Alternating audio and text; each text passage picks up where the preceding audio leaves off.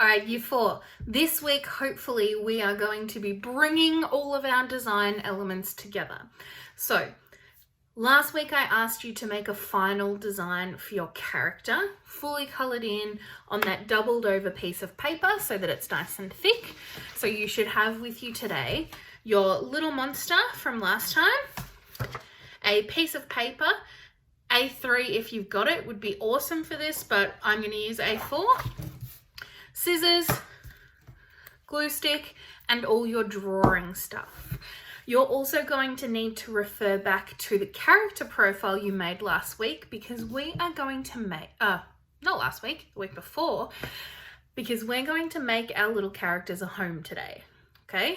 So you're going to start today by giving your creature somewhere to live. What's their setting? We talked about this 2 weeks ago, so you should have some information about it already, but we're going to design an environment for our little guy. Let's go. All right, so I am literally just starting today with my white piece of paper. That's all I've got. And in here on this white piece of paper, I'm going to turn this into my monster, my creature's home.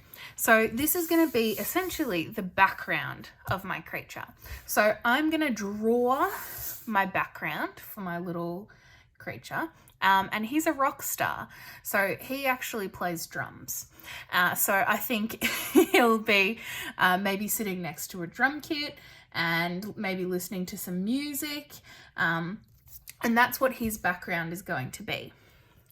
Once I've done that, I need to come back to my little creature and I'm going to cut him out. But before you do that, start with your setting because I want to show you a couple of little bits and pieces when it comes to cutting him out. All right, I'm going to get to drawing and I'll come back when I'm done. Okay, so I've made my little character's home and I just put a piece of paper underneath because the pens I was using were going through. Wasn't quite the right sort of marker for this paper, so there's a little bit of bleeding, but that's okay.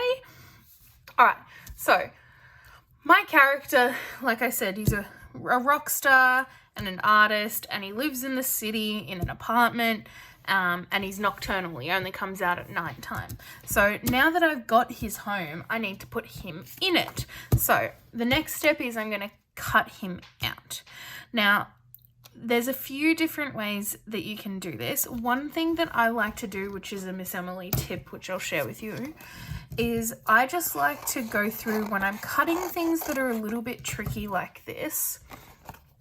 I like to try and cut some of the extra paper off just so that I'm not trying to deal with as much dangling off as I'm chopping around. So I'm going to put that on the side. And then the other thing is that when I do a big cut, I try and cut off every little bit as I can. So rather than having like a big piece of paper, extra paper dangling off, sort of just getting in my way, I will try to just cut off as much as I can, sort of bit by bit. Even if that means doing lots of them, lots of little bits like that. When I've got little triangles like this, I just like to cut across to start off with. And then I'll cut this little bit out. I'm going to change directions for a second. I like to try and get as much paper out of the way as I'm going, so it just causes a nuisance otherwise, and it makes cutting these little details so much harder. So now that I've got that gone, I can actually just go in, do one straight cut, just about one straight cut, and cut away that little triangle. I personally find it just makes it a lot easier to work with personally. All right, make sure you're trying to cut it as neatly as you can. You don't want to see too many white spots, but you can always just color in the white spots again if you need to. I regret doing these fingers, they're very tricky. I often like to also just start with the easiest bits and then go back to the trickiest bits last. I mean, this isn't taking too long so far. All right, I'm almost done. Cutting away. So the reason that it's important for your paper to be a little bit thicker for this character is because we're actually going to try and make him stand, or her, depending on your character, sort of bounce off the page, and it works a lot better if you've got thicker paper. So that's why last week with your final drawing, I asked you to double over your A3 paper, your A4 paper, sorry. Like I said, you can do your background A3 if you want. I know lots of you don't have A3 paper at home though, so don't stress. I've done mine on just A4 and I think it will work pretty well. It's just that my character is probably a little bit big. Would have been, no, I kind of like that he's going to fill up the whole space. These fingers are really tricky. All right, we're almost done, almost done, almost done. Now just the spikes, and these should be pretty easy. Cutting away little bits at a time. Now, whatever you do, please make sure that you are putting away all of your little bits of paper into the recycling bin.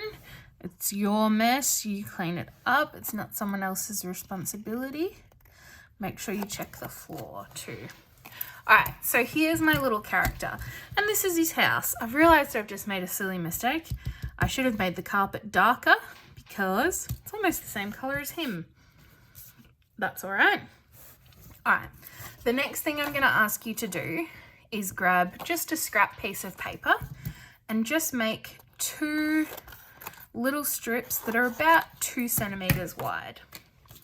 And then all you're going to do is just fold them to make a zigzag. So sort of like what you would do if you make a fan, you fold it back and forth, back and forth. You don't fold it all in the same direction because we want it to zigzag. If we were folding it all in the same direction, it would be like wrapping it up in a tube. So we fold one way, flip it, fold it the other way, flip it, other way, flip it, other way, flip it. I'm just going to cut these little extra dangly bits off, I think, of mine, because I want them to be about the same size. All right, I've got my 2 little zigzaggies, and all I'm going to do now is flip over my little character. I'm going to pop some glue on one side of the zigzag. Now, it's important with this that you don't put the glue on the character, because if you put a lot of glue on him, then he'll stick to your page and he won't pop up. Now, I find doing 2 of these works really nicely, but you can do more if your character is really long. Just putting my glue just on my little pop-up. And same thing, sticking it down. And then again, I'm just going to put my glue on these sections, trying not to get any on the back of him. And then I'm going to decide whereabouts in his house he's living. I've sort of kept this spot free for him. And I'm just going to pop him down.